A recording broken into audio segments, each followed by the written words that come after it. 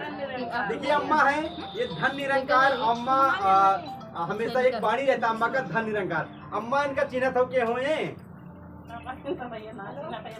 क्या नाम बा आपके भाभी? ये लालमती है मेठी सा है। तो आज लालमती भाभी बताओ अम्मा गाना सुना जाए? हाँ सुना जाए अम्मा सुना। और ये है कुसुम त्रिपाठी और हाँ इनके चैन नाम बा HD लोकगीत HD। बहुत अच्छा ढोलक बजाती लेकिन ढोलक आज हम बजाए। तो अम्मा आज देखा जो अपने ये पुरान परम पुरान गीत होते पुराने जमाना के देखा आज अम्मा हमारे कैसे गई हैं। तो अम्मा आज वही सबसे आजा बाबा जमाने वाला पुराना गीत सुनाओ अम्मा। और कुसुम त्रिपाठी लोकगीत HD मेरे साथ हैं। तो हाँ गाँव अम्मा, हाँ गाँव अम्मा हल्का फुल्का एक्सरसाइज करिए तो दिक्कत ना हो, दवाई ना खाने की जरूरत पड़े आपका है ना। तो अम्मा मेरी दवाई खाती जो बा तो जब एक्सरसाइज करिए तो दवा खाने की जरूरत नहीं है। अच्छा अम्मा कुछ राहत मिलने पर नहीं आज पहले कैसे राहत रहो आप? अब देखा पहले दवाई खाते लेकिन अब दवाई खाई जरूरत नहीं ना। तो अम्मा दिला ना हो लेकिन ये बात की तो ये कुछ राहत मिले आपका। मनोरंजन मनोरंजन एक ऐसा साधन है कि शायद डॉक्टर भी नहीं उसको सही कर सकते। चलिए अम्मा गावा आवा गाओ अम्मा। फुलवा कांटा माहेराने चला है रायदा सखिया। फुलवा कांटा माहेराने चला है रायदा सखिया।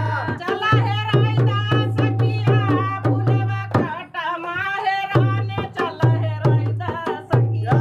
फुलवा कांटा माहेराने चला है रायदा सखिया।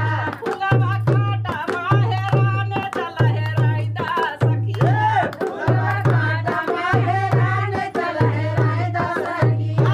सासु कहीं बहुहरी से बहुहरी चली के साना आटा। कितना बजा काम की ओहो सास कहीं बहुहरी से बहुहरी चली के साना आटा। कैसे? अरे आटा सानत नजर बदल गए ओहो। ओहुम लागी गा घाटा। दलना आटा महराने चला है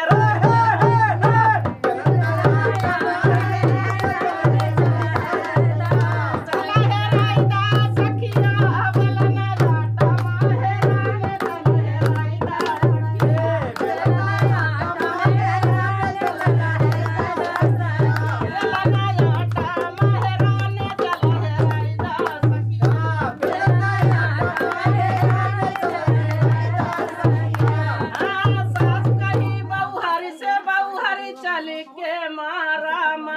कितना बजा काम? सास कहीं बहुहरी से बहुहरी चली के मारा माठा। और माठा मारत नजर बदल गए वहुम लाग गया घाटा। खैलर माठा माहेरा रायदा सखिया। खैलर माठा माहेराने चला है रायदा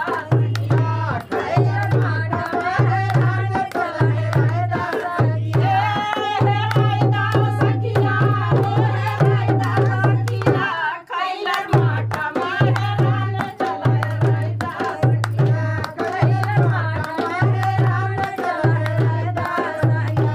अरे सासु कहीं बहुहरी से बहुहरी चली के खूना लाटा।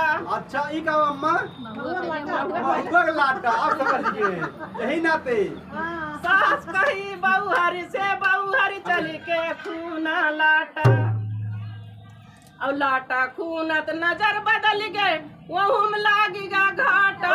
सर लाटा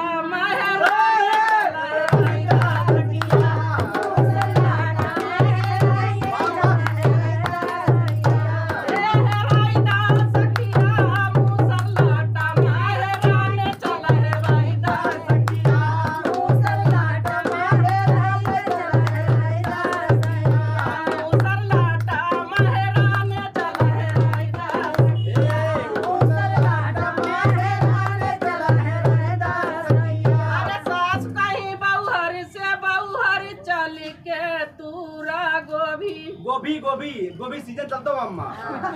हाँ सास कहीं बहुहरी से बहुहरी चली के काटा गोभी। अम्मा और गोभी काटत नजर बदल गया वहुम लाग गया घाटा। देवरा गोभी मालू हेराने मरे हेरा। गोभी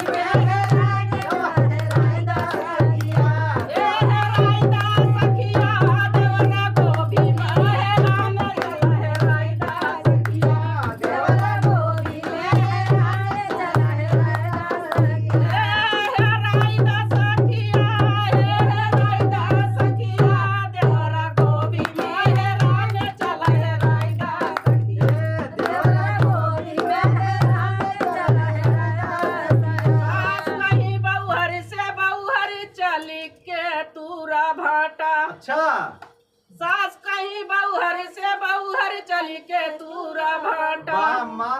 अब भाटा तुरत नजर बदल गए आहा। वहू में आएगा घाटा। बलमा गोभी भाटा महरा